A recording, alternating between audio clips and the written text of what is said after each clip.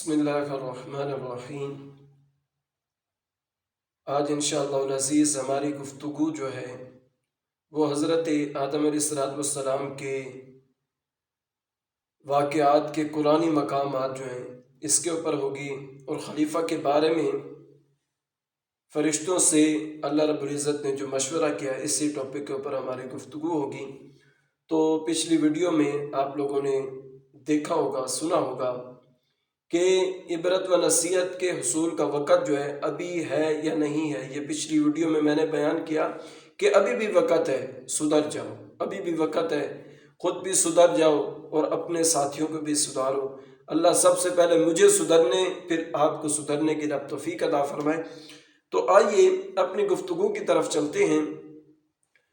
تو یہ گفتگو مختصر سی گفتگو ہوگی، تو سماعت فرمائیں۔ آپ علیہ السلام کا اجمالی تذکرہ قرآن کریم میں متعدد مقامات پر موجود ہے اور تفصیلی ذکر درجہ ذیل ہے۔ سماعت فرمائیں۔ سورہ بقرہ کی آیت نمبر 30 تا 39، یہ حضرت آدم علیہ السلام کے قرآنی واقعات میں آپ کو بتا رہا ہوں، آپ لوگوں نے خود ہی دیکھ لینا ہے۔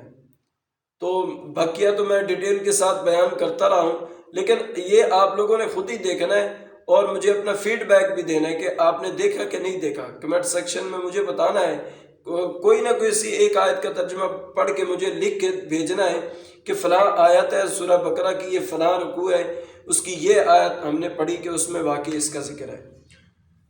نمبر 1 سورہ بقرہ آیت نمبر 30 تا 39، نمبر 2 سورہ اعراف آیت نمبر 11 تا 25، اور نمبر 3 سورہ حجر آیت نمبر 26 تا 44، اور نمبر 4 سورہ بنی اسرائیل آیت نمبر 61 تا 65، اور نمبر 5 سورہ کہف آیت نمبر 50، اور نمبر 6 سورہ طٰہٰ آیت نمبر 115 تا 127، اور نمبر 7 سورہ صاد آیت نمبر 71 تا 85۔ یہ قرآنی مقامات ہیں حضرت آدم علیہ السلام کی۔ آپ انہی آیات کا مطالعہ کر کے اپنے علم کے اندر اضافہ کر سکتے ہیں۔ تو خلیفہ کے بارے میں فرشتوں سے اللہ رب العزت نے جو مشورہ کیا اس کو بھی آپ سماعت فرما لیں۔ حضرت آدم علیہ السلام کی تخلیق سے پہلے اللہ تعالیٰ نے مشورے کے انداز میں فرشتوں سے کلام فرمایا، چنانچہ ارشاد باری تعالیٰ گئے وَإِذْ قَالَ رَبُّكَ لِلْمَلَائِكَةِ إِنِّي جَاعِلٌ فِي الْأَرْضِ خلیفہ، اور یاد کرو جب تمہارے رب نے فرشتوں سے فرمایا میں زمین میں اپنا نائب بنانے والا ہوں، تو فرشتوں نے اللہ رب العزت کی بارگاہ میں عرض کی۔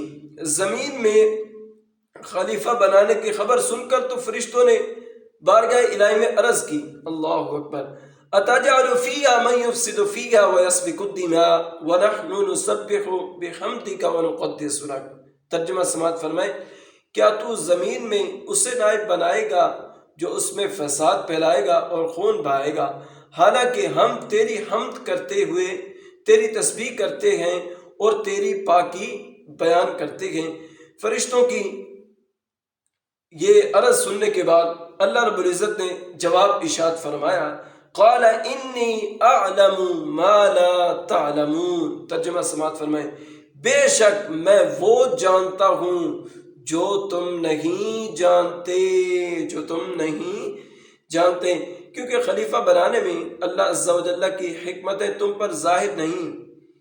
ان میں انبیاء اور رسول علیہ السلام بھیجے جائیں گے، نیز ان میں شہداء بھیجے جائیں گے، صدیقین بھی ہوں گے، صالحین بھی ہوں گے، اور عابدین بھی ہوں گے، علماء بھی ہوں گے، عاملین بھی ہوں گے، اور اولیاء کاملین بھی ہوں گے۔ سبحان اللہ، سبحان اللہ۔ تو یہ تھی ہماری گفتگو جو ہے قرآنی مقام